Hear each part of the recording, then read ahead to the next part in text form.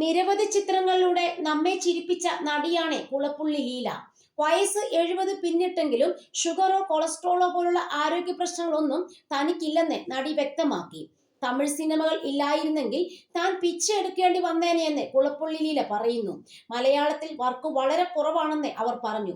അഥവാ അവർ നമ്മളെ വിളിച്ചാൽ അവർ പറയുന്ന പേയ്മെന്റ് എനിക്ക് പറയാനാകില്ല. ഇന്നലെ വന്നവർക്ക് ഇഷ്ടം പോലെ പേയ്മെന്റ് കൊടുക്കും. നമ്മളൊക്കെ എന്തു ചെയ്താലും അവർ കാണില്ല. പട്ടിണിയായാലും വീട്ടിലിരിക്കുന്നതല്ലേ നല്ലത്. കുട്ടികളും മക്കളും കരയാനില്ല, മരുന്നും മറ്റു കൊടുക്കാൻ അമ്മയും ഇല്ല. മലയാളത്തിൽ എന്റെ അഭിനയം കണ്ടാണ് തമിഴിലേക്ക് വിളിച്ചത്. മലയാളത്തിനെ എന്റെ ജീവിതത്തിൽ മറക്കില്ല. അതിലും ഞാൻ മറക്കാത്ത കലയാണ് നാടകം. ആ നാടകമാണ് എന്നെ ഇവിടെ എത്തിച്ചതെന്ന് അവർ വ്യക്തമാക്കി. സിനിമയ്ക്ക് വിളിച്ചാൽ എനിക്ക് രണ്ട് കാര്യം നിർബന്ധമാണ്. തുണിയും വേണം, മണിയും വേണം. ഡയലോഗ് പറയുന്നതിനൊന്നും എനിക്ക് പ്രശ്നമില്ല.